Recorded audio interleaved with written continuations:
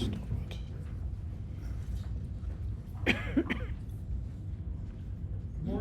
Everybody have a good holiday? Yeah. Sort of. So many holidays. I know. Why the holidays covers everybody, including New Year.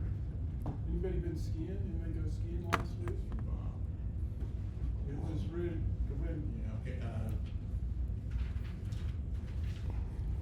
went Thursday to sunlight. It was really, really good.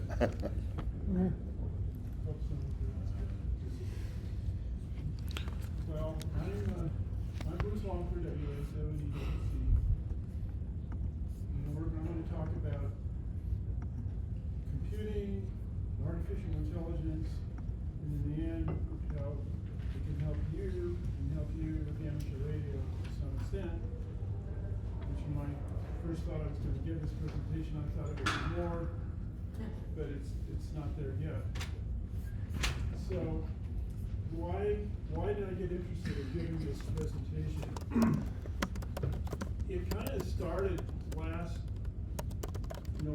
October or November, when I went down to Albuquerque to see my kid who's now working at Sandia National Labs, which is actually where I first started after I got out of school in 1980. So I spent most of the 70s in school becoming a computer scientist, and ended up with a Ph.D. in computer science, and I taught at the University of New Mexico for 20 years. And so then I had kids, and kind of computing went on. I knew it was getting better and better, and I kept up with the software. But then I went down last fall to visit my daughter at Sandy. They had family days, which they have once every 5 years. They take all the secret spots and tape them off and let the families come in and wander all around inside the tech area. One of the things I got to see was their computer facility. And then right as you go in, they had sitting in the lobby there a Cray 1. Now, I don't know how much all you guys keep track of all this, but the Cray 1 was a landmark computer. It was the first supercomputer ever. And that got me really interested in computing and supercomputing. And as a part of that process of trying to learn about the history of computer, I discovered, hey, there's this AI thing, and I used it to help me build this presentation, among other things. So today we're going to do, so today, first I'm going to talk about what AI is, in hopefully broad, general levels. I may go over your head sometimes, and if I do, it's okay, it's me, not you. And then we're going to go over, because we wouldn't have this without supercomputers, I find the whole history of supercomputers it was very interesting and kind of fascinating, and that's a kind of a hardware-oriented sort of thing that I hope most of you guys will enjoy. And then we're going to talk about the history of artificial intelligence, and give an overview of what generative AI is, which is essentially the chatbots, which some of you I hope have used, and maybe some of you haven't. Then we're going to talk about how it can help you, both in the channel sense and for ham radio. So that's kind of the overall Bruce, outline. Yes. I'm sorry, I know nothing, but what's the difference between a computer and a supercomputer? Well, the computer's like, it's always been sort of, there've been old computers that were the old ones before they had supercomputers, and then there's the computers like that you have on your desktop that are usually one chip and kind of a small thing that you use now. But a supercomputer, computers were used and are used for like research, weather models, and in the case of Sandia, modeling nuclear explosions. And all those take lots and lots and lots of computing power to do. So it's a power thing? The number of how fast they How can. many operate. computations still that you lost. could make in a period of time? Yeah. I'm certainly I'm gonna touch on that. Right, without getting into big numbers. So, But- artificial intelligence is kind of in the overall sense of what someone might understand for is that an effort to create systems that can simulate human-like behavior. And it, just in the past year and a half, 2 years maybe, it seems like we've finally, after first starting off in 1950 thinking about artificial intelligence, just in the past couple of years, there's some things like ChatGPT and these other techniques that really meet this last definition. But when you play with those and use them, you might think, well, maybe they're really magic and not computing, and they're still magic to me. And I understand some, but they're pretty amazing. So I'm gonna try to get how we got to this point where we got to AI and maybe remove some of the magic of how it works. And how we got to where we are. So, as you asked, and I said, in order to have AI work, it's taken some very, very powerful computers that do tons and tons of computations, and we're going to talk about the scale of those next. So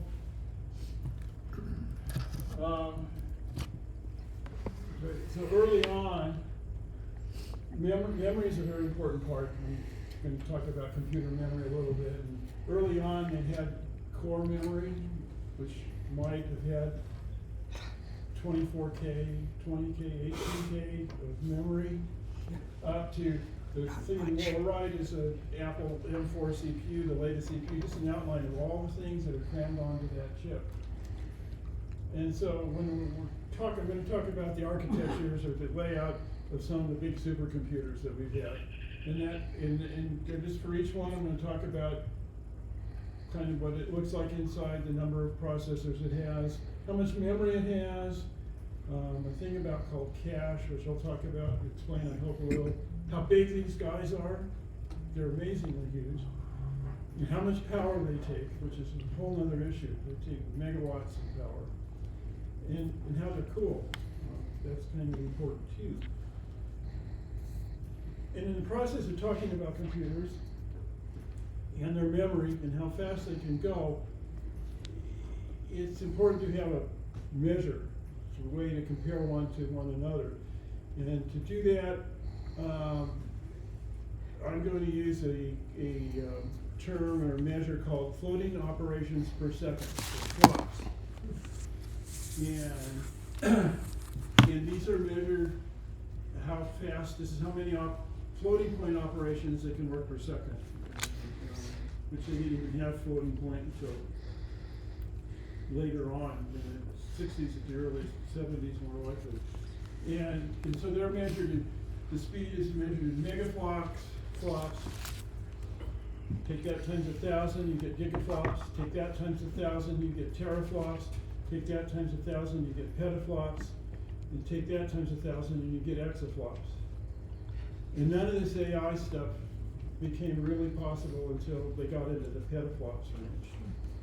And I got a slide later on that I hope gives you a picture of what the scale really means, because it's just to see these numbers, it doesn't seem like it means a lot.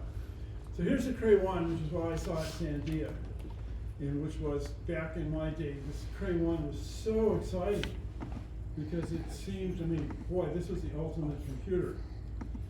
And what it had and what made it a supercomputer is because it's working with these scientific models and things where they have data arranged in what's called a vector or an array. And I'm sure, I hope most of you know what an array is. It's just a list of numbers in one dimension. And before the Cray 1, the computers had to do each one of those operations on that array of numbers one at a time. Boop, boop, boop. And with the Cray, it was a vector.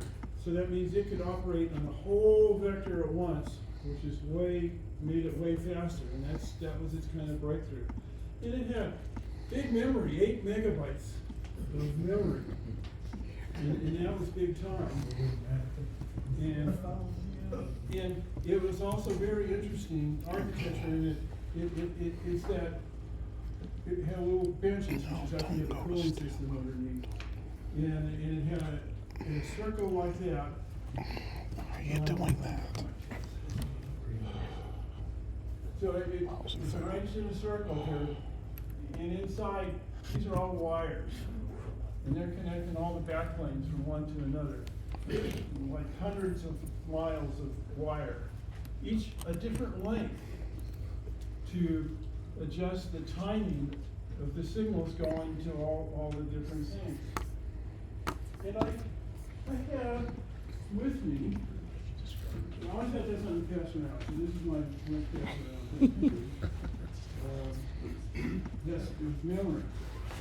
So I came back from Sandia and looked on eBay, and lo and behold, there's this guy who's selling memory cards from the Cray 1.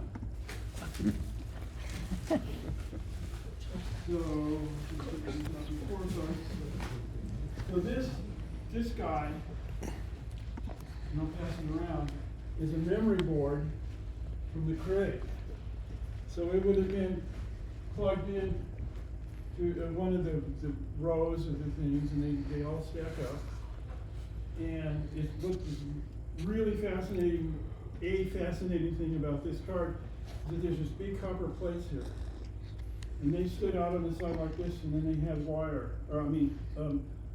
pipes connected to them that was running the cooling stuff through. So they were cooled by this copper plate that's got two memory boards on that.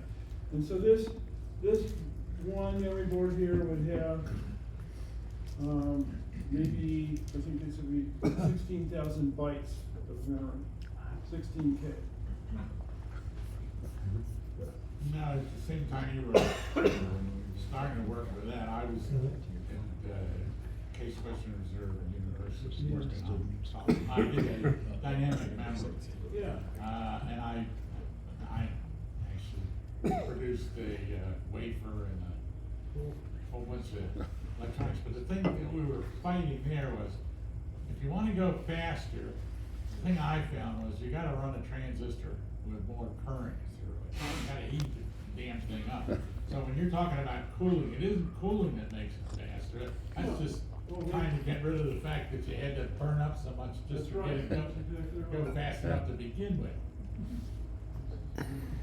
And then I also got from the same guy a board much smaller from a Cray 2. They're all cheap.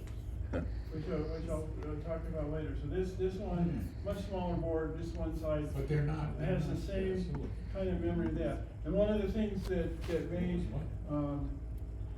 made the Crays kind of a breakthrough thing is that they used emitter couple logic. If anybody knows about solid state logic, emitter couple logic is a fast one, but very heat generated and power, real power hungry.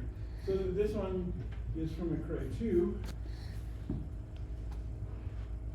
And then finally, to take a step backwards, because if you've never seen actual core memory, the original computers, their memory was mostly based on magnetic toroids, or cores, and they would send a pulse through it and it magnetize left, or they'd send it the other way and magnetize right, and they would read it.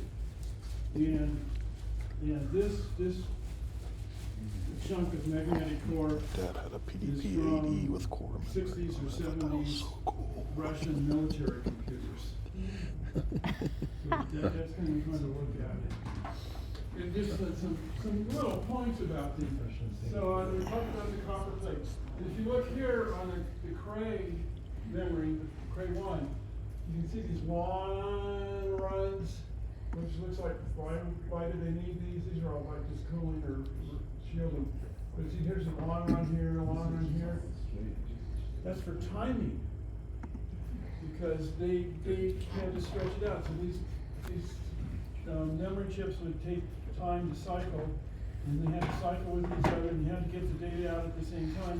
Then we're down to the, if you don't know it, that is a nanosecond, that long. That's how far your electric signals go in a nanosecond, that far. So these runs are a good portion of a nanosecond, and that's how critical the timing was to make this memory work right. By the time they got to here, they had other ways figured out to get the timing. But mechanical leads, I find that really kind of interesting stuff, that piece of memory.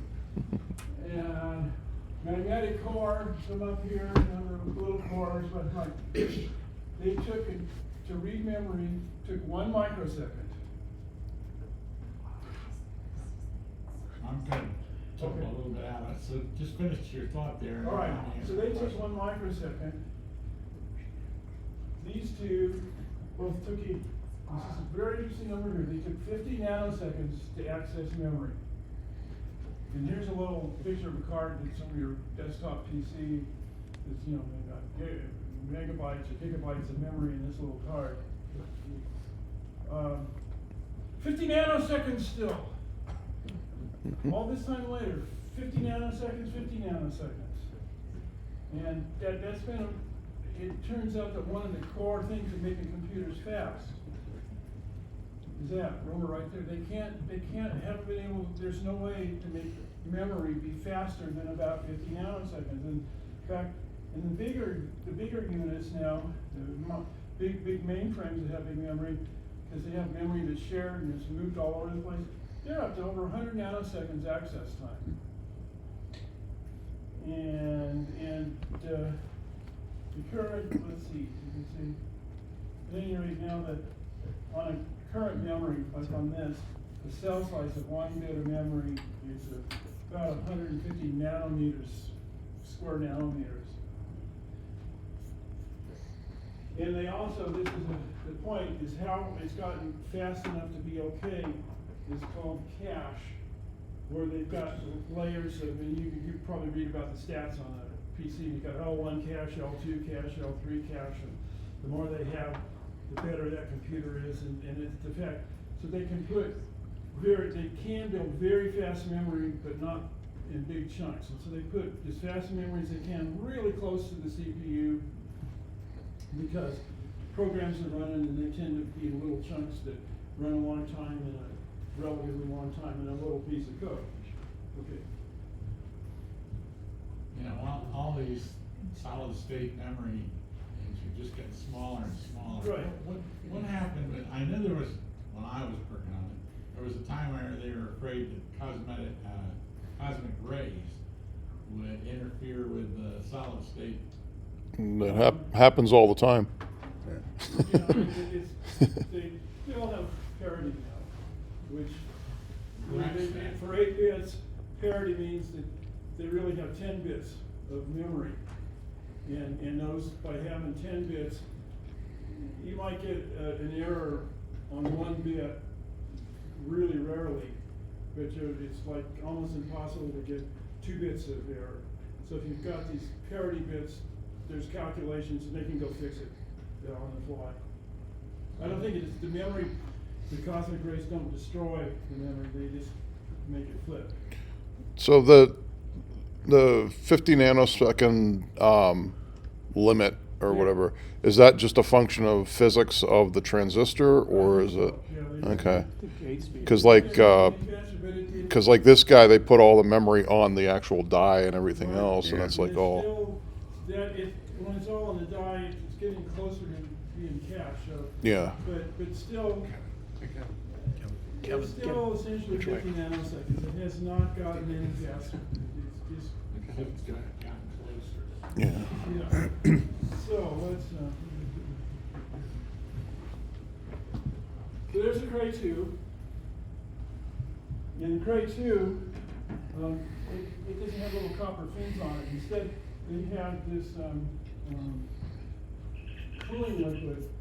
So that the cooling liquid was running through the whole thing, cooling the boards. So it was a non-conductive liquid that ran right over the boards. And they had, this one instead of one vector processor had 4, and the clock speed was faster, they had a lot more main memory, and now they're starting to have caching, and at least for the programming.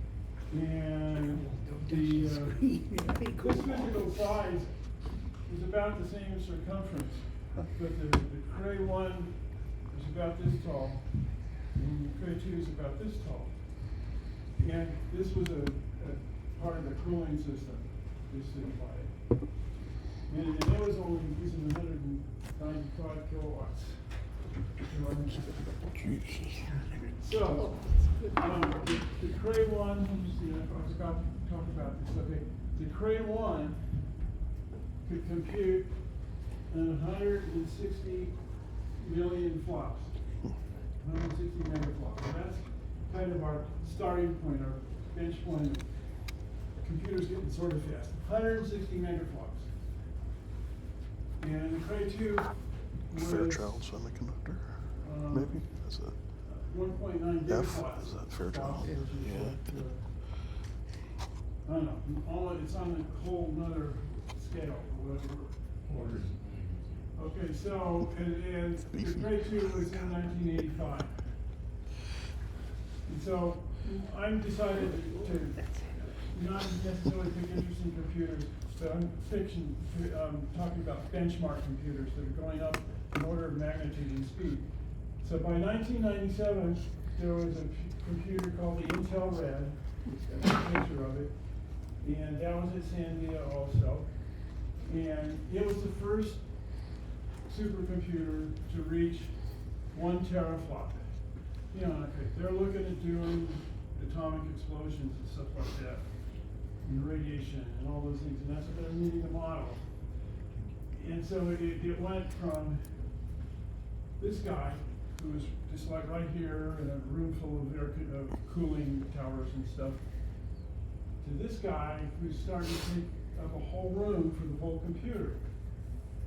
And it had in it 9,000 Pentium Pro processors, the ones that would be, you'd have a Pentium Pro on your desktop computer, running at that speed.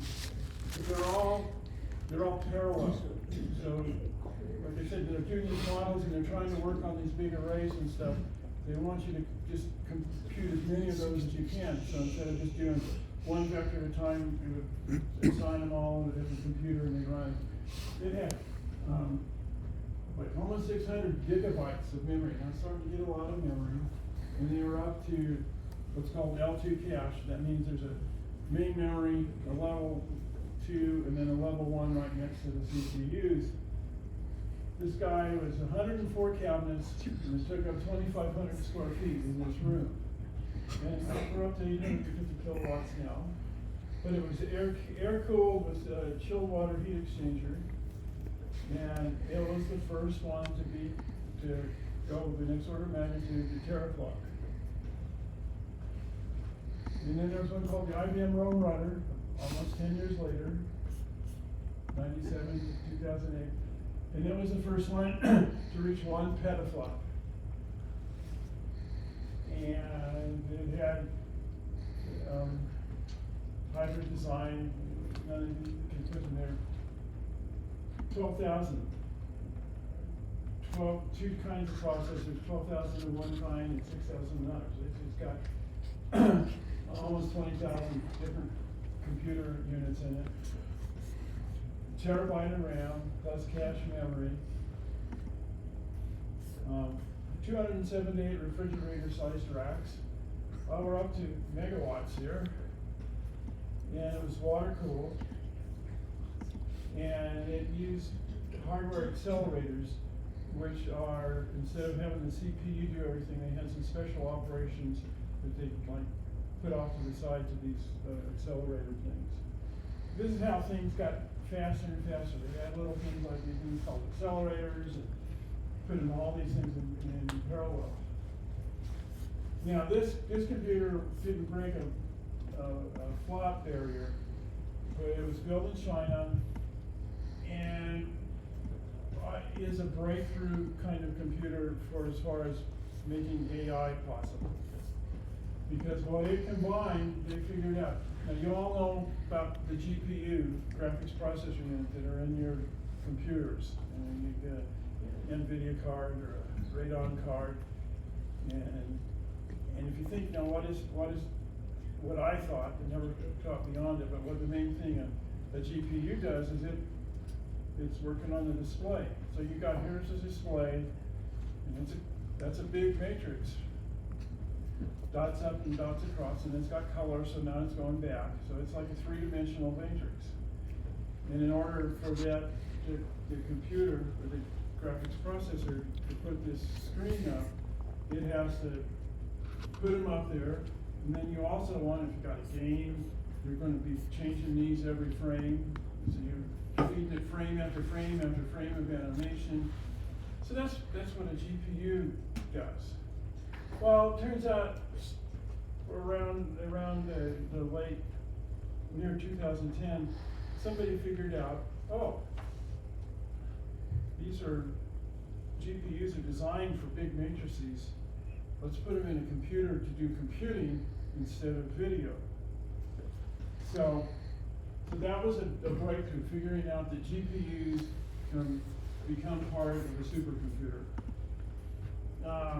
This one had 14,000 Intel, high-end Intel things, and 7,000 NVIDIA GPUs.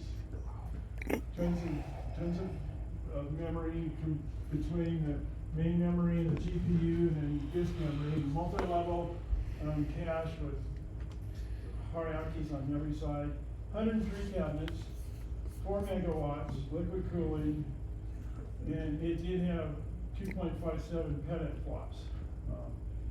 But it pioneered this use of GPUs in this kind of large-scale computing. And then in 2022, there's a Frontier computer, which is at the big lab in Tennessee or Kentucky, whichever one that is. And it reached an exaflop, which is the next step. It costs $1 billion to build. And it has a bunch of AMD CPUs and AMD GPUs, and it has almost 10,000 processors and 37,000 GPUs in it. And it's got big complex architecture, way too hard to describe it. It's big and complicated. There's a picture of it. All these things running down here, those wires, those are cooling. That's the cooling system. All these pipes here, that's running cooling system down, which is a liquid cooling system. Almost 30 megawatts here at peak. And this is the first one to break the exaflop barrier. And right now, this year, it's actually the second fastest supercomputer compared to one that's at Lawrence Livermore National Labs. It's running 1.7 petaflops. Bruce? Exaflops, sorry, exaflops.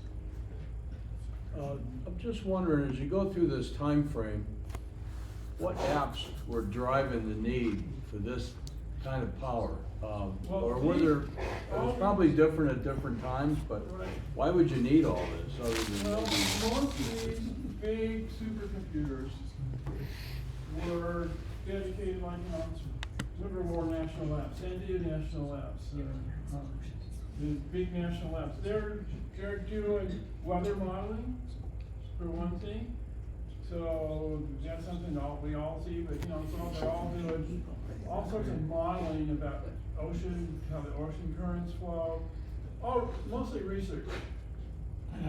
Geophysical data, you take all the echo data that's been recorded on tapes and everything, and then you pop it into Right. supercomputer, and you image where all the oil is down below. And we were working on that hard and heavy, because you can't really run geophysical data anymore. I mean, people object to how, explosions and everything else, especially in downtown LA and stuff like that. Back in the early 80s, we had a crate down at Johnson Space Center, and we shuttled software in and out of it through an IBM mainframe, and it was Fortran. Yeah. Are they still running Fortran on those monsters? Well, in Craze, I think the fastest ones are probably using C or C++, is probably the main language now. I can answer part of that too, just from experiences. I started at Fermi Labs programming. I learned on the early IBM systems that were tube, okay? Right. They're just exiting the tube concept in '62. So a lot of this stuff, then one of my following jobs was designing nuclear power plants. These systems were used for simulations, okay? Just over and over and over again. And that was one thing. So I learned programming in Fortran assembler program, where you had a drum actually, which was pre-core, and it was slow stuff. But you had to know how fast that drum was spinning and how to move your software, okay, in that drum. In the end, probably when my son got married, okay, this is 30 years ago now, his wife worked for Exxon, still programming in Fortran. All the software's in Fortran in the exploration area. Okay. So that's how, it's still there. It's still there, It's still okay. there, yeah. A lot of people said it was a dead language in the You 90s. mentioned China. Which country? My is the sister big- makes a lot of money in because she knows COBOL. supercomputer? US, Most of China, the ones are Russia? all, except the records are here, in the United States. United Our States- national labs are doing them. So the United States is still running the show? Yeah, the both, the Pioneer, I mean, the Frontier and the El Capitan, which is at Lawrence Livermore, those are the fastest ones in the world right now. How does NVIDIA get to be where it is? They built, because they needed these GPUs, and every PC needs a GPU, and they built the fastest ones, and they went elsewhere, and they went in to the AI stuff. So we'll talk, when I get in more talking about how AI works, that's how NVIDIA got where it is through AI. Yeah. Now, are they a Chinese company or are they No, just? no. They just a tech company They're that the gets IBM all spin-off. I mean, they get their chips and they make their chips in Taiwan, not in China. Taiwan. Yeah, Yeah. which is why Taiwan is all of a sudden important. Laptop and the NVIDIA chip unsoldered itself because of poor ventilation.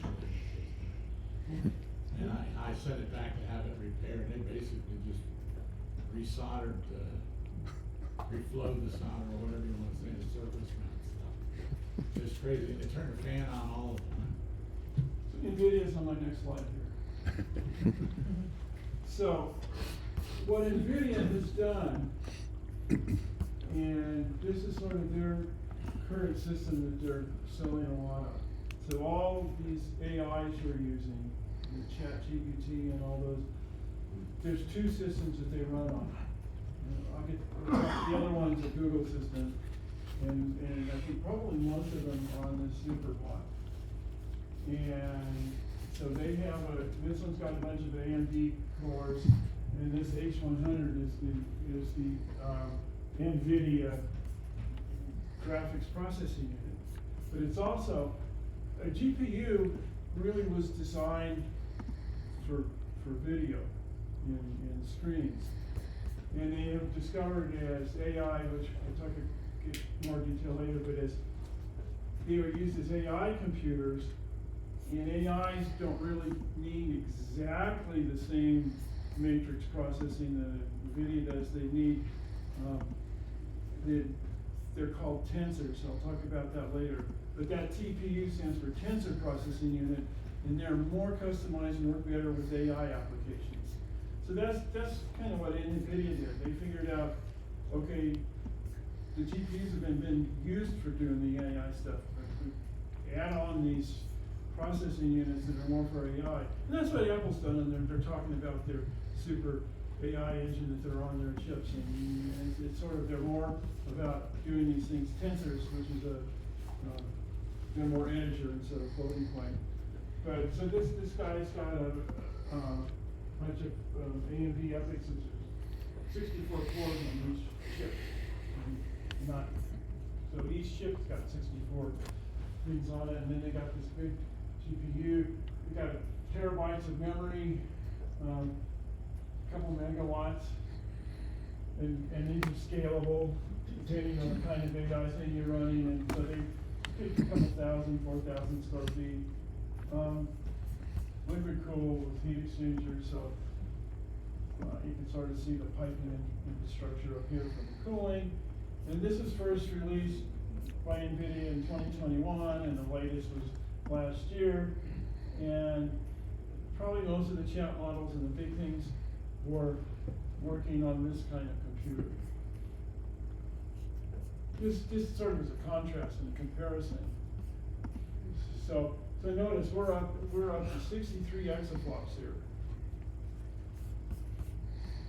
which just 2 years ago, one was the breakthrough.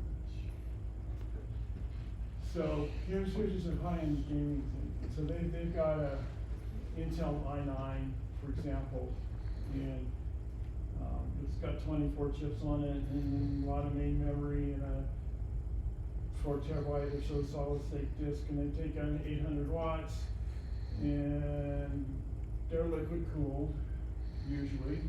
And it'll have some sort of fancy graphics card on it, which is this thing right here, and it's running 90 teraflops. That's pretty fast. That was, I think the teraflop was in 2008 when we went by it. It cost me $4,000, and it's used as, your video editing and gaming is sort of the big markets for those. But they also can do AI workloads. Now, again, talk about AI has 2 scales. One is they have to train this data where they take a jillion pieces of information and put it into this model, and then you actually run it to ask questions and stuff.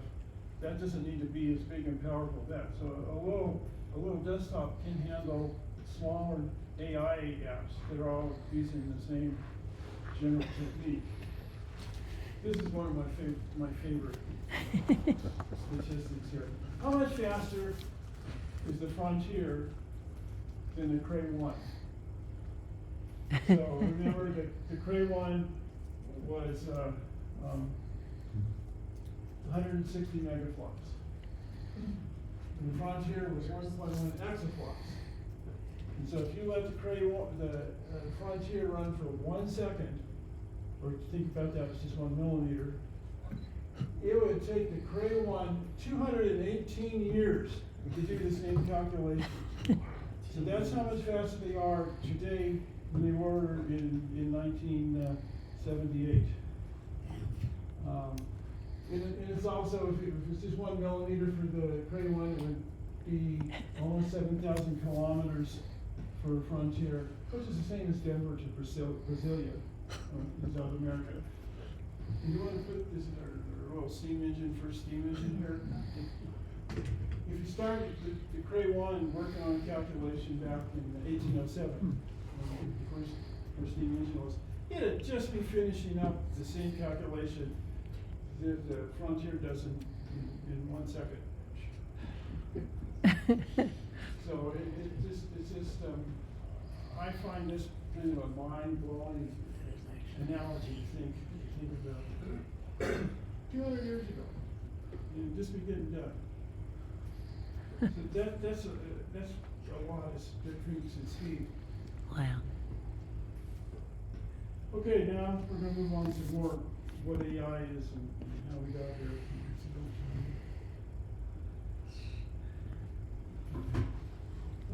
So we kind of started talking about what smart computers would be in the late 1940s or early 1950s. And there was a guy named Alan Turing, who maybe most of you heard from the movies and stuff about him. But he devised this thing called the Turing test. It said, can a human tell the difference between detectives, I don't know how many watching anything involved. texting a message to a computer or to a human responder.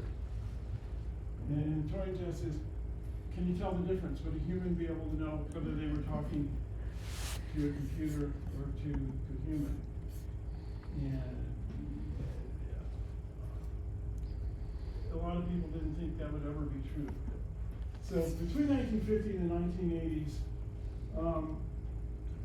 the actual term artificial intelligence was made up in 1956 by a guy named John McCarthy at Dartmouth. And it has followed the evolution, kind of, this chart shows it fairly well. So from 1950 to 1980, it's kind of not much. And they sat and they talked about it and said, can we do this or can we do that? And researchers kind of thought what AI might be, but there wasn't a whole lot of success. And I think there was a general consensus that AI wasn't or might never be possible. I think I was in that camp. I didn't think AI would ever become reality, which is partly how I missed it, I think. I didn't believe it can't be real. The biggest AI fake app is called Eliza. Anybody ever use Eliza? Yeah, we did. Yeah. It was just you ask Eliza and say, something troubling you, and you reply to something, and it would act like it was being sympathetic and decent answers, but after about 5 or 6 rounds, it would start repeating itself and all that. And this is originated by a guy named Joseph Weizenbaum in 1966. And it really sort of demonstrates they hoped AI could work like this. It clearly didn't by this program. But it was going around all the college campuses in the 70s and all that.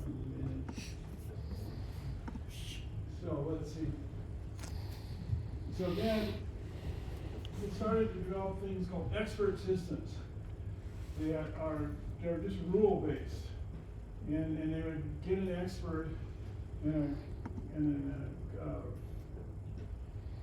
somebody who developed it, and they would build this knowledge base, which is a database really, very specific to some topic.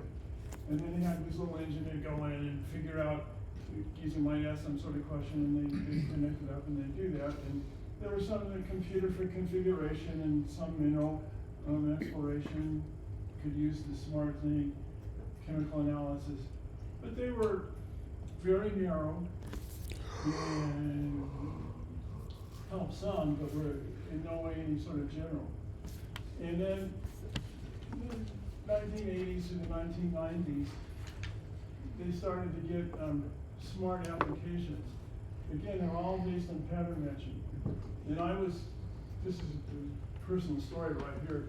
I was asking the AI to describe some of the systems in this time frame and what a smart system was. And it suggested spelling and grammar checking was something that met this criteria. And I, in fact, wrote this program, or developed with my team.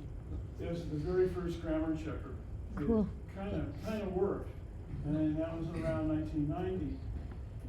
But it's based on rules and a dictionary, and not the simple lookup, but doing some pattern matching, and it knew how to do parts of speech, and kind of did this, but it was a conglomerate of doing things. But it was, in fact, at least according to the chatbots, one of the early smart applications. So I said, I wrote Grammatik. You should put this in your presentation to get a little personal touch. So the AI recommended your presentation slide.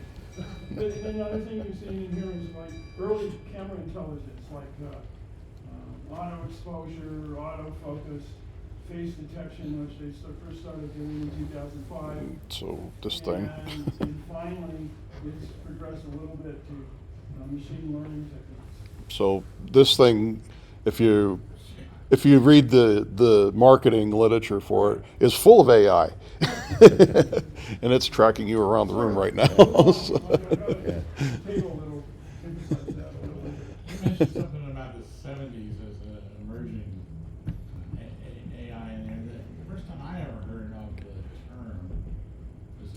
computer, I think it was a computer game called Adventure. Sure. You've heard of it, you know what it was? Oh, yeah, I played that. Yeah, I got the chart and I worked my way through it. Right. All the way through it. But it's all just a big bunch of rules. It's just an interactive, cave exploration. Right. It seemed like it, don't it? And then in the 1990s to the early 1920s, they transitioned to machine learning. And this is the first approach, a big change in kind of the approach of studying a problem and trying to figure out how things work here and there. And it changed into analyzing data. And this is sort of the big one. It started using statistics and probability. And you got here what's going to be next. And this kind of learning, these are, I don't want to explain these, but there's something called supervised learning, where sort of they just take in everything and put it into the database, and then they have unsupervised, they take everything and throw it in, and supervised is they try to do some filtering on it. But it was still limited in the kind of applications that you get by computing power. They had small data sets, limited computing power, and a lot of still manual engineering and very, very long training times. And the training times is where you take the data and turn it into this mesh thing here. The real breakthrough in what we got right now this year in AI kind of started, it happened, a breakthrough happened in 2012 in some paper about this program called AlexNet. And they were essentially, they call them convolutional networks. But what they are is this is kind of the first approach. It's based on a neural network, which is supposedly based on how your brain's wired. And so they have all these nodes, and you got a neuron, and it connects to all the nearby ones, which connects to all of the nearby ones, which goes on and on. So they're all giantly huge, interconnected meshes of stuff. And so they went from there. That was they call it deep learning, which means they take these new networks and or tensors. And tensors are not just one dimension or 2 dimensions or 3 dimensions, they're n dimensions. So when they build these things, they take every piece of data and it just measures out, and it's retested by mathematical relationships to the other things. And the second breakthrough was a paper called "Attention is All You Need," and that was in 2017. And it had a thing called a transformer architecture, and which lets you process data sequentially, and it's really the foundation of all the chats and everything. And they're just kind of big neural networks. They take the data, and I got another slide in a minute. So they process and learn from huge amounts of training data. They're called large language models for these. And what they really call that training is they build a model. And the model is kind of what it searches to do that. It generates this neural network, this big tensor thing lets them generate new context based on the old stuff and probabilities. And it allows human-like interaction, and if you've ever used one or tried one, it is.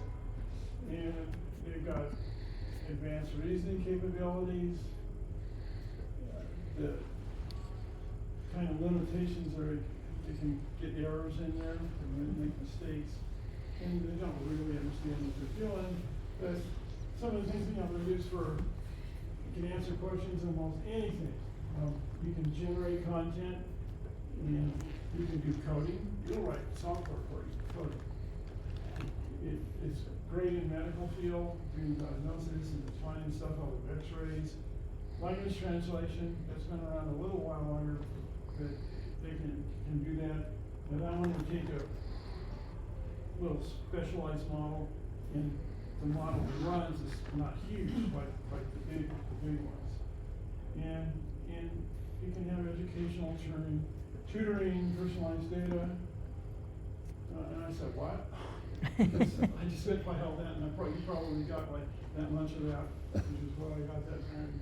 I'm gonna try it again. So, the big breakthroughs were neural nets and this transformer model.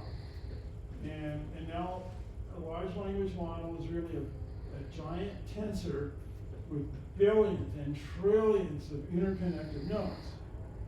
Now that's billions and trillions of interconnected nodes. That's where we start seeing the supercomputers evolving into the tensor processing units because of that. And each of these nodes is probability values using a whole bunch of different formulas which you don't necessarily understand. With enough nodes, it turns out it's possible to generate answers using very clever, and to me there's some mysterious algorithms using probabilities to generate new information. So they're processing billions or trillions of nodes to have this happen. And that's why you need those giant room-sized computers to do that. This is trying to depict kind of what a neural network might look like, or a tensor. So there's just another graphic thing, an array or a vector, a two-dimensional one, which is a matrix. And then you go to a cube, and then you can stack the cubes, and then you can stack the cubes as cubes. And that's sort of what a tensor is. A little hard to grasp. So they make these models, and they could be a model about general language. It could be a model about generating a prescription. It could be a model about language translation. It could be a model about how do you take noise out of a radio signal. And the size of those models vary. But the whole thing is you gather a whole bunch of text data from books and websites and papers, or a special application of given an application, and then they clean and format the data, try to remove some errors, and they standardize the format, and then they break that text into smaller pieces that can be processed, and they make little markers that each node of that tensor has kind of all this stuff in it. So you do data collection, they pre-process data, and then they transform this data into something that can be used to what's called training the model. And the training the model is the hard part, and this is also the part that they figured out how to do and makes these things work. And I say, it's just. So you take this big giant neural network or tensor network, and you fill every node, it says with random values. And then you process this data millions of times, and then you can compare some of the output of asking a question to what known correct answers. And it's always adjusting its internal values in this model, each little node. And it can take weeks or months on supercomputers to build these big models. And querying them is a different story, but building them is the hard part. So if you load up this giant array with random values, how do you know you're converging to the right answer? You have to run a test. Practice. Yeah. Really? Really? Just keep Yeah, doing that's how they Yeah. statistically balance it. But- How many times you arrive at the right answer.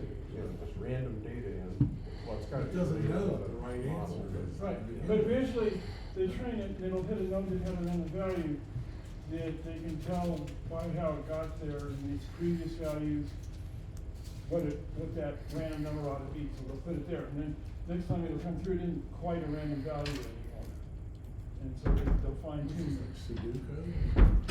And then they can train it, you've got specific tasks, they can fine tune the model. And then they also learn, and again, it does, how to follow instructions and keep conversations going. And they're building into some of them, trying to deliver safe and helpful responses as opposed to random garbage, and they're not perfect at that yet. So, Just talk about those calculations in each note, and I'm not gonna tell you what those do. But just for example, just to get in, they're taking us through and they get a token and they hit a node, and they'll compare two nodes, above node and below node, and they go through a bunch of different formulas, a probability one, and I don't know what all those do. But these guys, these researchers over the years have figured out equations like this can make the model work. I'm kind of bashing the advocate, but this is, from a technical sense, this is like a, you build a little certain network or something that filters it through. And individually they're kind of simple, but when you apply them millions of times per second and they chain them together and they use all these big tensors and combine them with sometimes more mathematical things, it's just... Bruce? Yeah, when you talk about training them, is something giving it feedback to say, hey, you got the right answer or something? Is that? Eventually, I mean, it's sort of, they self-train themselves. Well, you can't have somebody monitoring it for weeks or months. But as they start getting done, they'll might feed some data through and see if this path through is making sense or not. Aren't they using reCAPTCHA to do that too? What? reCAPTCHA, where you have to pick all the things where there's traffic lights and all that stuff, and that's some of that. Isn't it like evolution and how it works? Yeah. Random changes and you have feedback as to whether it works, like how you survive, That's right. for instance. And it's iterative and parallel, and it's going on, and it's just, and that's how life tends to go in the direction. I think that's a nice analogy.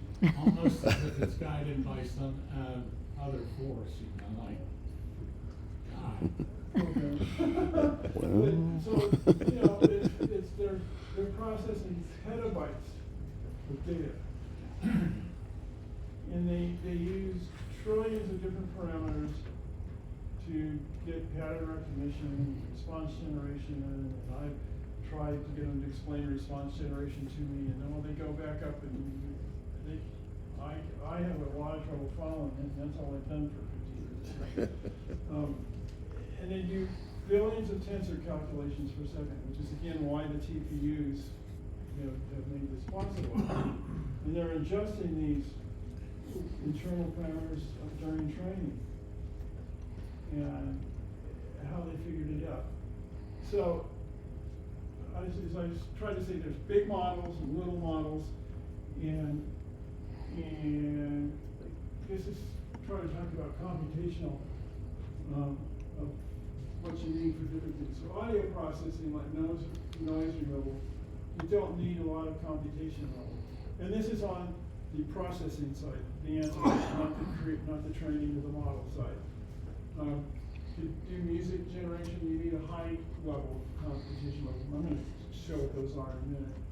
And image processing, like image denoising, is sort of low. Text processing for autocorrection is low level computing. In chat box, the interaction to the models that have been built, it takes high level processing. 3D modeling takes high. Things like text to image, and these large language models and scientific models, they take very high levels of computation. And what is those levels? Okay, so you got a low level of computational. There's a high-end desktop or even a laptop. So like there's just a laptop will do what you need to do. And these guys can right now run a little laptop like that can run at 20 teraflops. And your smartphone's running at 2 teraflops. So that means the models it's going to go and were a little less slow, but it's still, essentially they are still using that process of taking all this data, feeling it, feeding it through the training, and running the magic and coming out with these things that can give answers. You do the moderate level of AI computing. This is a workstation or gaming PC to do that high-end one, and they're running at 50 teraflops now. And a high-end workstation, a high level of computing to a high-end workstation, which is the highest end of an NVIDIA thing. And here's why NVIDIA is so good. They got this guy right here. There's a keyboard. There's a computer. It's not quite released yet, but it's called the NVIDIA Project Digits. It has 2 petaflops of processing power, and it's going to be start at $3,000. You know what that would be good for? You got a business or a small thing. You may have a big computer to do the training, but you want people to have it run on their desktop that can run the model and give the answers. Right there. 2 petaflops. And then finally, you got the very high-end ones, and I showed you the NVIDIA machine before, and this is the Google GPU pods. These are scalable, so they can have more or less units, and these are also running on the exaflop scale. So those are good for training. Are there a lot of those around? I think there must be. If a lot, maybe 100, I don't know. Wow. Google search engine software you program? No, the old ones don't. Google's got their own little AI model. I suppose you've all noticed in the past 6 months or so, you ask Google a question and it comes out with the AI answer at the top, which is moderately reliable. I don't find it very good yet. But yeah, so they're probably ready on those. Here now, we're getting down to the end here. How can AI help you? And this is AI's answer, and I'm not going to read it out, but it says it can be your personal expert teacher, available 24/7 to explain topics at your pace and answer follow-up questions until you really understand the material. And I find that's what's most remarkable about them. I've been using them to build this show and learn other things, and you go on and you ask, blah, blah, what's this? And you go, well, but what about that? And you can do that back and forth, and if it's on sort of like a real topic that there'd be scientific papers to build the database from and all that, you get really good answers. And if you don't understand part of it, you say, explain this, explain that. And then it'll also, when you after it's giving your answers, can I explain more about this or that? And you can go on, and to me, it's like having a table full of 3 or 4 expert professors or experts in the field sitting right there. And you can ask them all the questions you want, and you can take the time you want, and if you leave it sitting there for an hour and then come back after lunch and ask the next questions, it remembers your whole conversation. And it takes that into account. And I just personally find it, I think it can change it. If it changes anything, for people who are curious and really want to learn about something, there's never been anything like this before. It's like having a whole college sitting there, and you take the classes and you don't have to go 3 times a week. You go when you feel like it, and you ask the questions you want. Can you trust it? I think you can, mostly. I found sometimes it'll make a little mistake, so it helps if you know a little bit about what you're having, and then sometimes you can ask another AI if you aren't really sure, if it doesn't make sense. But mostly, 95% of the time, we're spot on. What I'd like to have is an explanation of it. There's something going on the video, whatever you want to call it, the Prime Video. And they've got an ad. It's got Matthew McConaughey and Woody Harrelson. And it's a deal where, Woody Harrelson is across the street from Matthew McConaughey, who is trying to put his clothes on or something in a store. And the store doesn't use AI to decorate, whatever you want to call it. and Woody's out there making fun of Matthew. And what I was wondering is, what the hell are these people selling? And they say they have AI. How does it actually work, and what are they doing? And there's the second one, that's just one where he's in a store. The other one's he's in a restaurant. Matthew's out on the street, he's getting poured, it's outside and the rain's coming down, and somehow or other, he got reservations at a restaurant outside, and it's outside in the rain, and he's getting food that he didn't want, and meanwhile his car goes by and splashes water all over him, and Woody Harrelson is eating high and dry across the street and inviting them over. What are they selling? They're selling AI as some kind of AI that would prevent this kind of a mistake. Well, they're sort of, And I don't know what they're selling, haven't seen those ads. And that's sort of like, partly what I'm hoping this level of talking about to say what it really is. What people are trying to sell you, or what they're trying to call AI, is crazy. Yeah. I guess that's the point of my question. I don't know what to do. Yeah. But yeah, I look at it and Go I ask go, Google. yeah. I think it's a program that restaurants might want. Could be, I mean, that could have been an expert system, but now they can call it AI. And they could have their own little thing in their chain or the home office that they've had trained with an AI for their menu and what people eat. That is totally, see, that could be, I'd rather talk about interpreting x-rays and finding spots on x-rays that doctors miss. That's something really useful. All the commercials you see on TV, that's just, I'm not going there. So these are, I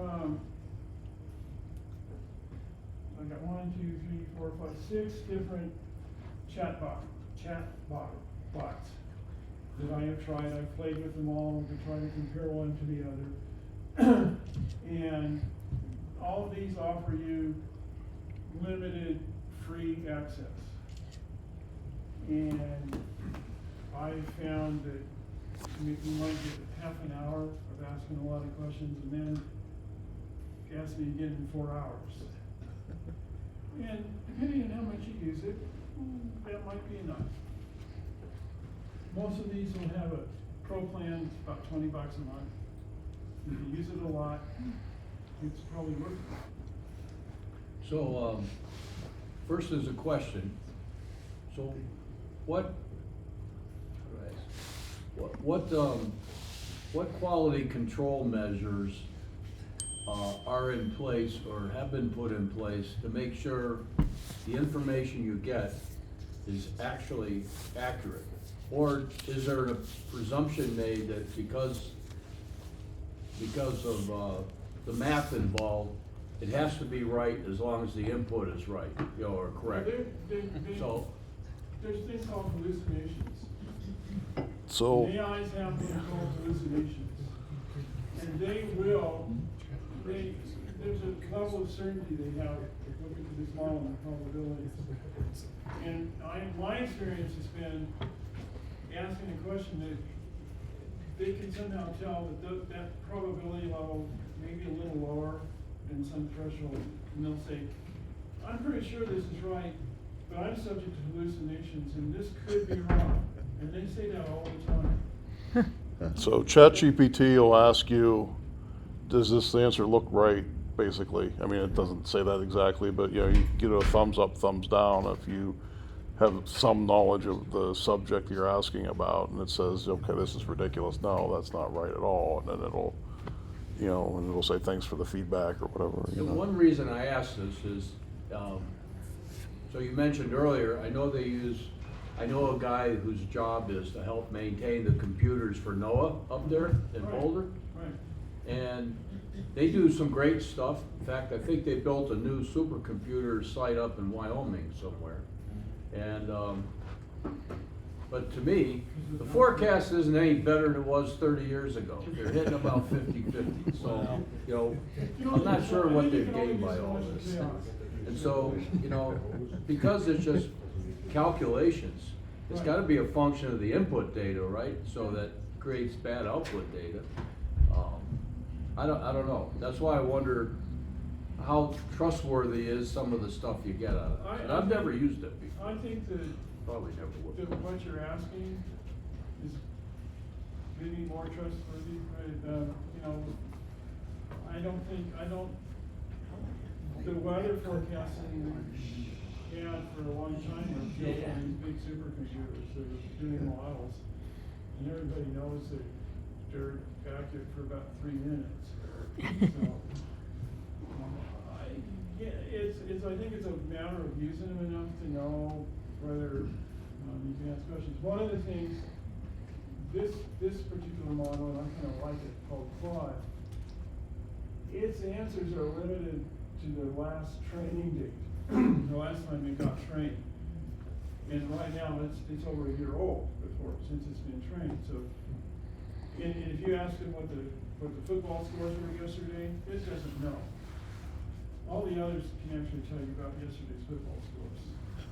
And so that means there's probably some room for modern, not late, but not necessarily correct information. It's very trustworthy.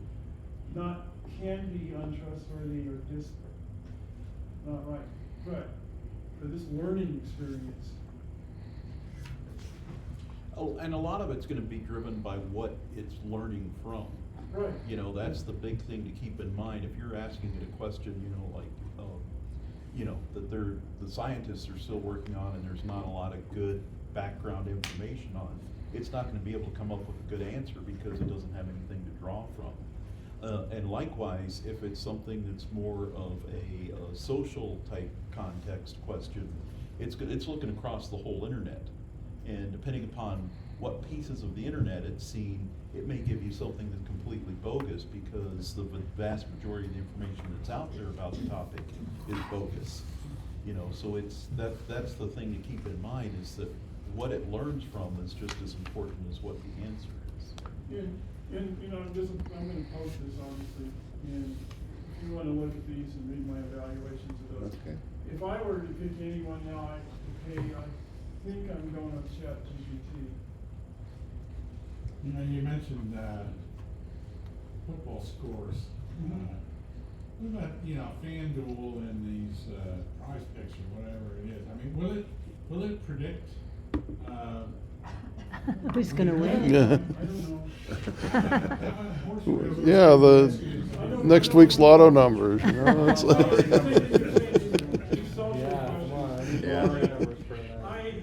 I'm too much of an engineer to know to ask those questions. Like, how much experience you've had playing around with it. Not in stuff like that. I've been using it. The other thing about weather predictions, I mean, they're not really very good anyway. Right. And with all of this computing hardware behind it, they still are just missing it. And in my, It's better than it used to be. These are my things about, you gotta ask good questions. You ask, and this applies especially anything even remotely technical or wanting real information. You explain your question and what you want to use it for, and be kind of specific. Like, I asked it, I'm creating a presentation for my amateur radio club about AI. I'd like to discuss the history of desktop computers. And that part should be 10 minutes long, which means I went over, but that whole section about desktop computers and all that, it generated a lot of that content for me. And in fact, it generated some of these hints too. You break it complex questions into smaller parts, so I found that's really good. And you can ask it how you want your answer to look like. If it's a list or an explanation or definitions, and be really specific. Like this one right here. how do I program my file phone to monitor the local repeater? It will answer that. And you can provide, you can code, and it currently, I haven't used it to code a lot yet, I had to do a little, but it can write really good code. It's really good at that. And if you, so when you talk to it and you want to change the answer a little, you can say, well, that's not quite right, and it'll fix that and give you the thing. And you want to add, and you can reference, go back to the things you talked about before and say, well, we talked about this before, what if we change it to that? And if it gets it not quite right, say, that's not quite right. And that's, I haven't used it much to draw pictures, although a lot of these pictures I asked to draw. This was, I asked, show me a hallucination, and it drew this hallucination. But hallucinations are when they're wrong answers. And suddenly we decide to call them hallucinations. And you're not sure what they call it, ask them anything. Ask the AI anything about how to use it or other things, and it will do that. So, Bruce? Let's go over when I first started out, I thought there'd be a lot of stuff that could be useful for hams. And it turns out, and I looked again and searched again, and regular search things and regular everything. As nearly as I can tell, there's only one AI app that's actually running an AI program that's actually available that might help us, and that's called RM Noise. And its interface, and its goal is to take it in real time, more or less. You can feed your audio signal into your computer, and it uploads it to one of their servers, which they have several, and it comes back in near real time with the noise removed. And I'm not sure if it makes it more, like, listen to some of the samples, and I'm not sure if I can call it, it's easier to understand, it's more pleasant to listen to. It's amazing. I'm not sure it increases this understandability. I've tried it. Personally, it didn't help my use of my single sideband at all. Yeah. The filters on my radio and what have you worked much better than this did. Yeah. But that's I think people's mileage would probably vary. Yeah, you're looking for that. I guess, I don't know. NVIDIA, if you've got an NVIDIA card in your computer that you're running, they also have a thing called NVIDIA Broadcast app. It runs it, you think back, we talked about what signal processing can be done on a small computer.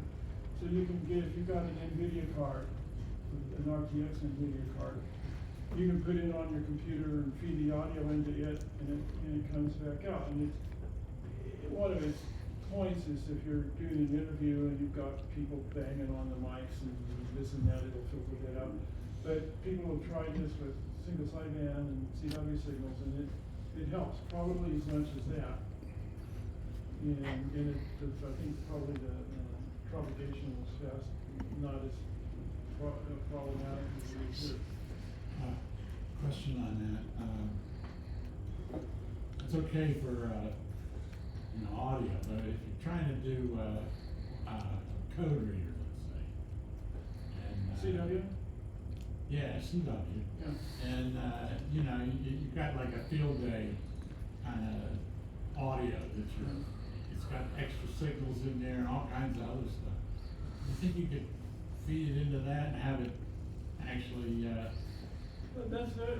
I'm not sure. One of the I don't know. This claims to do CW sounds, but one of the things it does, and this is how AI works, is you get enough people use it and they submit their own recordings of noisy single sideband, and they go once a month or so. They train it. It says it takes it a week to train this RM noise, and whatever computers they're using.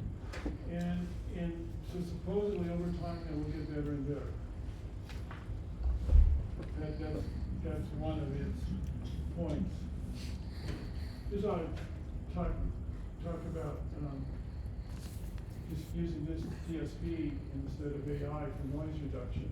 And there's some pros to DSP and some pros to AI, or just to AI. But, you know, the whole picture down here. But, you know, there's a piece of hardware from a company called DHI.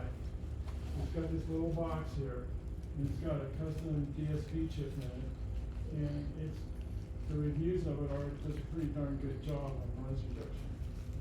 And it's a little external box, $200, and you're not trying to have an internet connection and wait for the latency and stuff.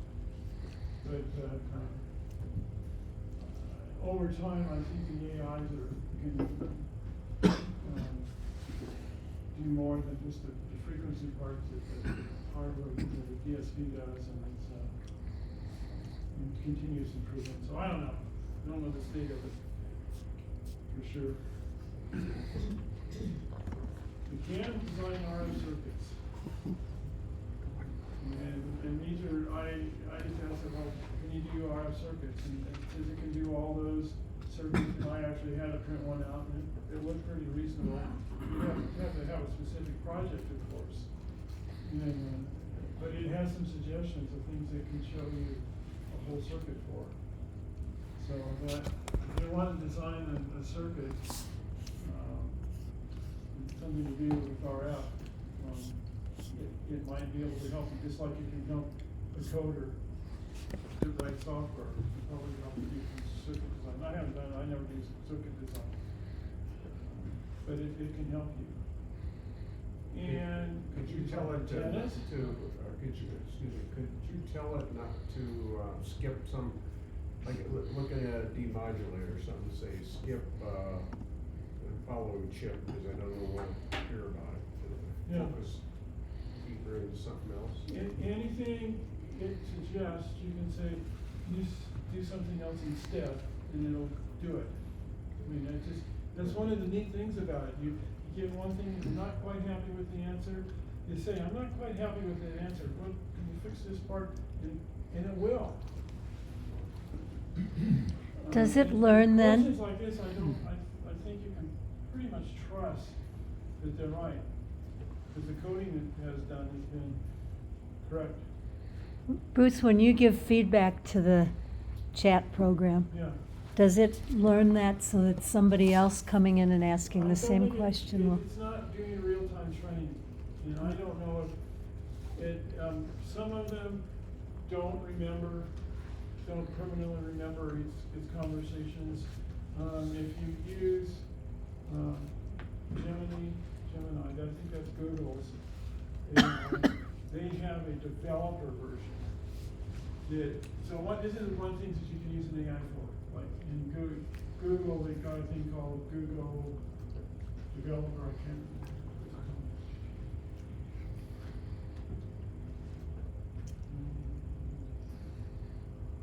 Gemini. So there's a thing called Google AI Studio. It's meant for developers. And what that would mean is if you want to have a set of questions or an interface you want to use or specialize a little bit, it'll help you write code. And I don't know if it runs on the web or on an app, on a thing, but it'll let you do that. So, what was the question? I had something. Does it learn for other people? Oh, okay, so yeah, right.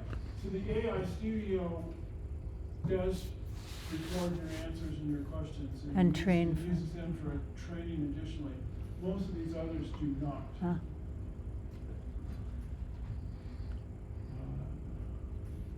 I just have to do some antenna, really basic stuff. And it gives component lists and this and that, and if and I'm sure it seems to know enough about it. I mean, there's a radiation pattern. And I'm sure that if you gave it an antenna designer that had quirks, it probably would produce the right radiation pattern. This one, it really could help you study for your exams. You know, I just asked it, show me questions in the amateur exam. And it did, and it explained the whole thing. So those are some of the things that either you guys or new hams or somebody, you could use it to study for the test probably better than a book or a training book. Because now what you can do, you're trying to explain why these are wrong and all that. But if you don't understand this part, this explanation, you can say, hey, explain that more, or give me, or I don't understand this part.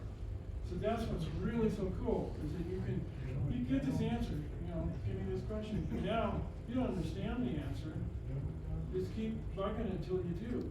Can you ask it why it knows it's right? So it'll give you references sometimes. ChatGPT will give you references of where it found the answer. Yeah. Oh, it'll tell you where it found it. Yeah, so, yeah. You know, what I'm expecting is not, because I told you so, because in the real world, that's the way it's done, or, you know, it's got a fact that it's working. That would be a reference. Yeah, I mean, it crawls the web for most of its answers, at least ChatGPT does. Okay, So when you, so it'll give my you, question was, if you want to in look, that crawling, what did you find for backup? basically, yeah, and it'll give you that, it'll give you a link to relevant, you I know, guess it's as good as you're gonna get. yeah. So Bruce, if I want to use ChatGPT, what's the procedure? Starting from nothing. Well, you start searching Google for ChatGPT. Okay? Just type chatgpt.com. And I think it's ChatGPT. Is it .com, .ai? yeah. I don't No, know. just You .com. go to the website. It download an interface for me, No, or? ChatGPT does have an app that will run on your native on your computer. Okay, But you can run it, all of them also just run off the web. okay. And you just get there and it's there, and what is interesting is, as many as that they all have the same damn interface. They're all essentially identical. It's a little box at the bottom, and it says, Yeah, type in I've seen something. that, yeah. And some of them, Claude, which I hate,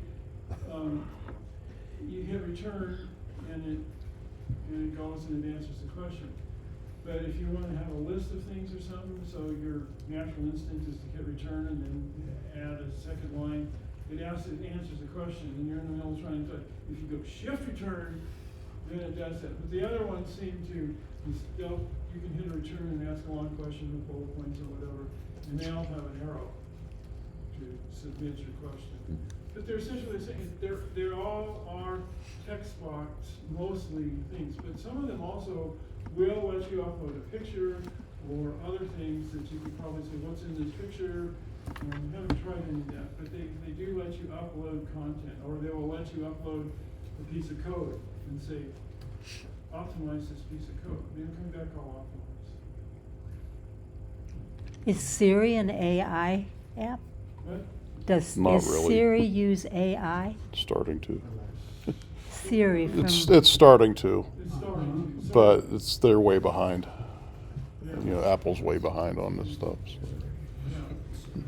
So Apple's AI is essentially, they do have an AI tensor engine in their chips now.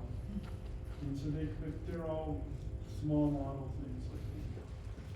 I don't think they don't have a big ChatGPT stuff.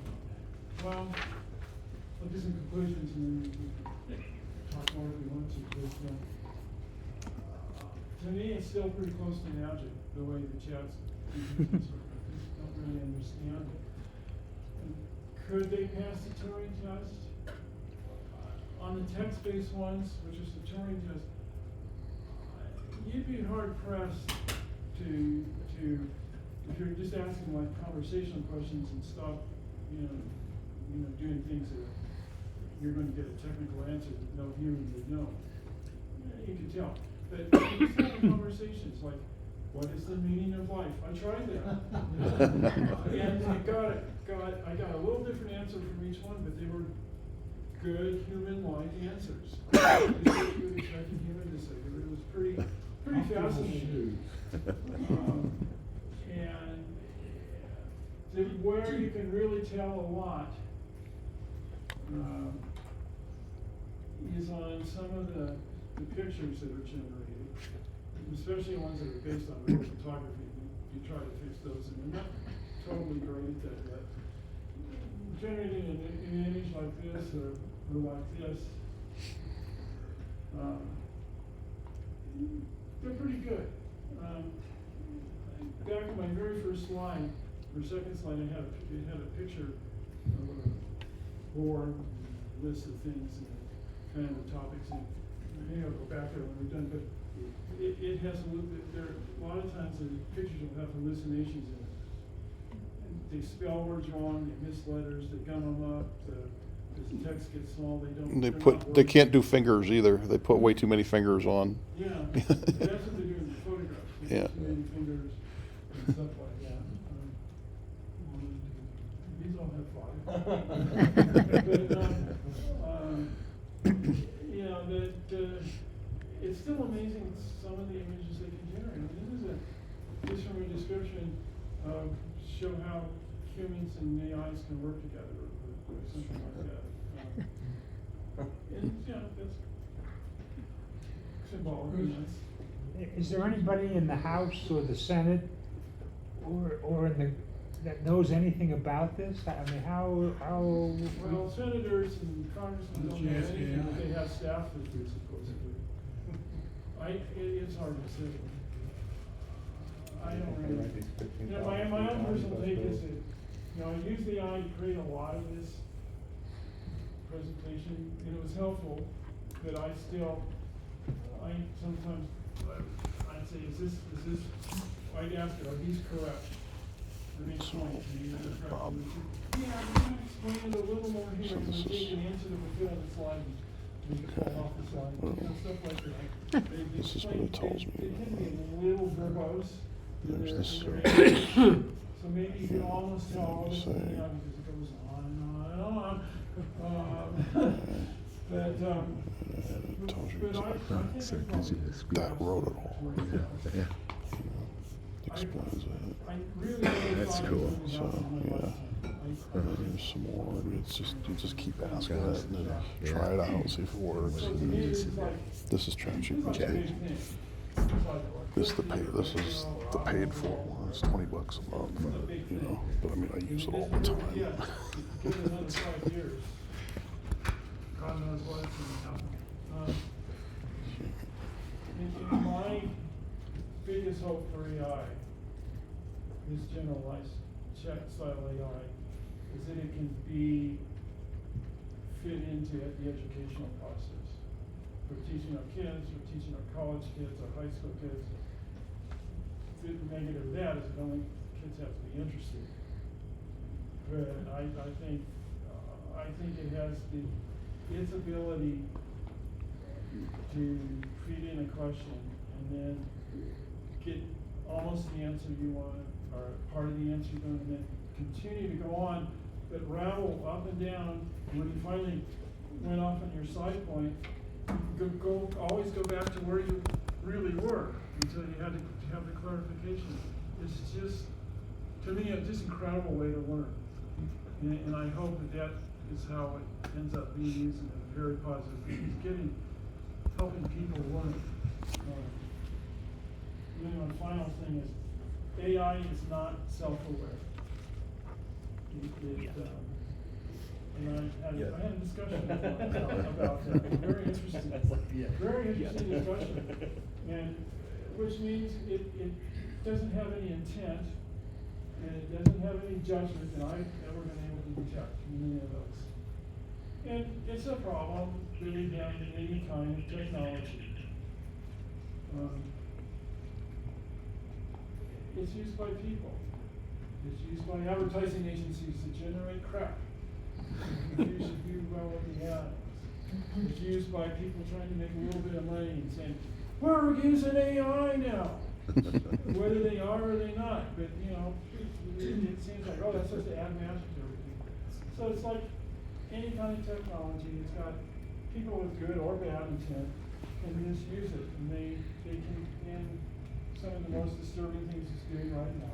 They're creating fake and false or altered content that doesn't necessarily get passed off by the AI, but it's the AI is used to generate these fake pictures of the wrong people in them and doing things that they never really do. And to me, that's really the problem. It's the same problem with all technology. It's the people. It's not the technology. At least that's my belief. As an engineer from way back, is that technology, any technology can keep us screwed up. Yeah. But I hope it brings more good than bad. See, And I hope. really good and I hope this brainwashing. is, we just got a little. Really good at brainwashing. Topic and the whole thing. We got a little vague understanding of how it works, and what it can do, and that was my goal with this, because I woke up and says, oh my God, I missed it. Bruce? And I think a lot of these other old people here missed it. I have a question. In the course of your research and doing this, did you come across any lines of thought where people are using or trying to diagnose if in fact AI has been used in the creation of something? I'm a former college professor. Right. And the friends that I have that are still teaching, I'm retired, that are still teaching, they're constantly battling, trying to decipher the difference between what the kids have generated using AI. In other words, if they assign a paper to be written in the old days, you assume the kid did most of the writing themselves. Today, they're having real troubles discerning the difference between where it was generated and all of that. Did you come across anything like that? There was some site, and then what's the workaround for it? But there is some site that teachers can feed in papers to that will say this is almost certainly generated by AI. But then there's another site that you can take your AI paper and feed it into, and it changes it around enough that gap detector can't find it. So it's that's a battle. I'm gonna point out that there's a difference, if your student's looking at these, he's learning how to use a tool to write. Right. Okay, and it happens to be AI, all right, so then your question is, well, did you do it or did the AI do it? Well, in truth, you learned how to get the AI to do it for you, so is that the same as learning how to do it yourself? Not if you're evaluating the person's knowledge about the subject. That goes back to the calculator argument. Yeah. Do you know your multiplication tables, or did you learn how to use a calculator? I agree. That's a I calculator agree with argument. what I'm trying to say there. We're all trying to evolve into a higher life form. Whether we use Sure. AI or not, maybe that's a different way to get there. My question was, now, first, I don't use Facebook, but recently Zuckerberg said that they were no longer going to fact check input or whatever. Now, to what, does that impact the, did they use AI to do fact checking? Or are they doing fact checking to? No, they had whole try to teams of clean up people. Yeah, what they're goes getting rid of into the people. AI learning? They had thousands or hundreds of people doing it. They had a So these are whole, all people doing it. yeah, the original, yeah, that's who they're getting rid of. Except they're not gonna do that anymore. Right. But anyway. Supposedly that was like, they had a problem with suicide with that. 'Cause The people the that fact were- checkers, because they were seeing so much crap. Anyway, Really? so I have a, Thank you very much. do you mind if I jump in here? Because I use ChatGPT all the time. And I want to show you something if I can, if I don't crash the network here. So, hang on a second. So this is something, oops. See if this will work. All right. Having trouble. Here's one of the. Okay, let's do extend display. All right. So, okay. So this is ChatGPT. I use it all the time for writing Python code. And so this is something I put together. I'm writing a program that'll automate some of my station. And so I just said, okay, what do you know about ICOM CIV? And it gave me a little thing about it, you know, a little blurb about how it all works and everything. And you can see here's the links to, you know, where it found all the source material and everything. You know, you can click on sources here and get it all. And then I say, okay, can you show me a script of what, you know, of reading the frequency on these ports? And that's how you have to, you phrase it, you know, you have to kind of know, you can't just say, hey, show me this, because it'll just come up with a bunch of gibberish. So then it goes and explains it to you. This is what, you know, I'd have to install that, and then I'd have to import all this. And this is actually, I didn't write any of this. This is all just generated from ChatGPT. Okay, and it worked. It was kind of cool. Yeah.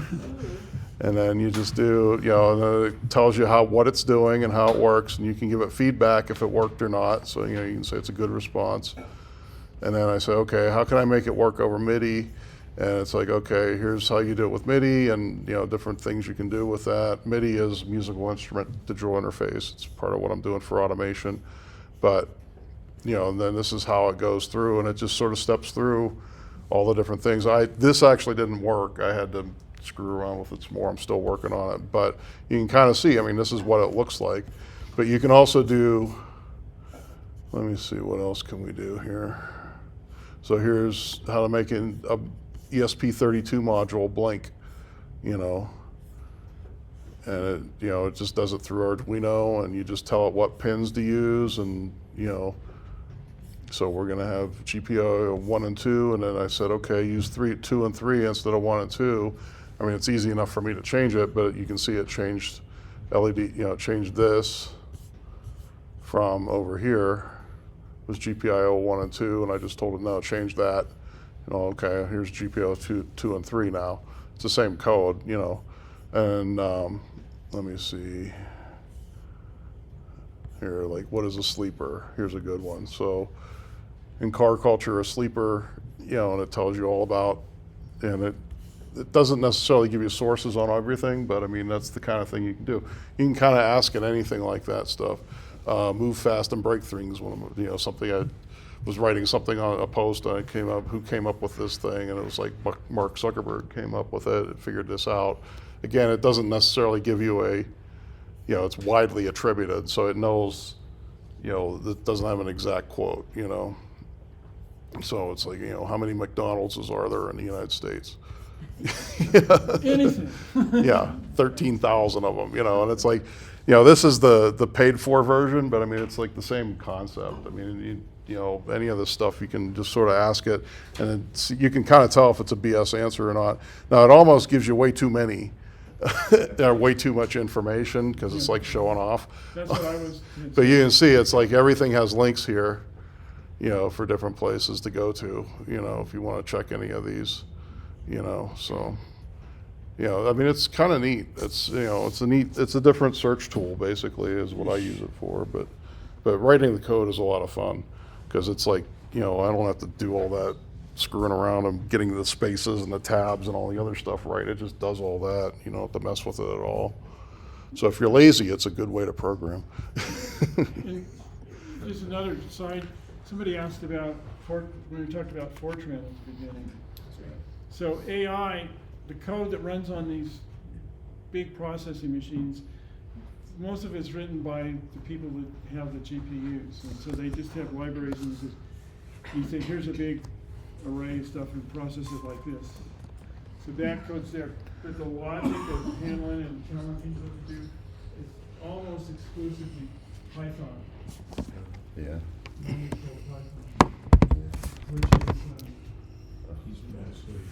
Somebody who's been worried about computer efficiency all the time. That's an interesting thing, because Python is what's called an interpretive language, which means It's slow. I think it's slow. Yeah. But then so I asked the AI, how come Python's the language? that everybody uses. And he said, well, most people did say this. He said most people are not that good at programming. And Python is easy to learn, and in the end, the amount of code that runs in Python is 5% or less of the total time. So they would make it easy for people to write little codes to use it, and then they call these libraries, which are really highly, extremely optimized to do the tensor multiplication. So that's just, Yeah, that would be the answer that anybody who doesn't like the answer would use. yeah. So my printer wasn't working last month. Could I have gone into ChatGPT and gotten better advice than I got just from Google? Possible. If it's not working, It was just doing some really terrible things. Sledgehammer. Yeah. Cops go by this one. There you go. That's Yeah, what that's Bob what it'll said. recommend. It's working now. Okay, everybody in? All right, we got one really good prize, and we do one of these a year. This is the latest ARRL handbook, 6 volumes. See, oh, I thought that was one for each person. Nice prize. So, you're number 18. I'm never in here, that's why I'm on. I didn't really want to be in there either.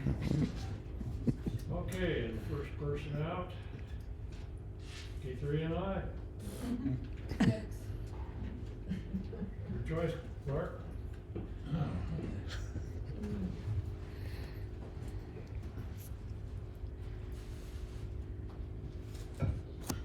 And Pam donated the book too. I already have a copy of this. By the way, I recommend it. You just finished reading it.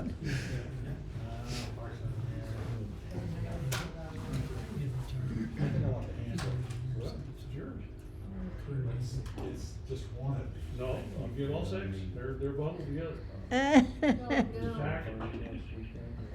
It's like the old handbook, except divided. Yeah. No, that's about it, yeah. It's divided up so you can store it on more than one shelf. All right. You can lose little parts of it. So you can get loose parts. You can load out the one you need. Great one. And next person, 0NHJ. Yeah. Oh.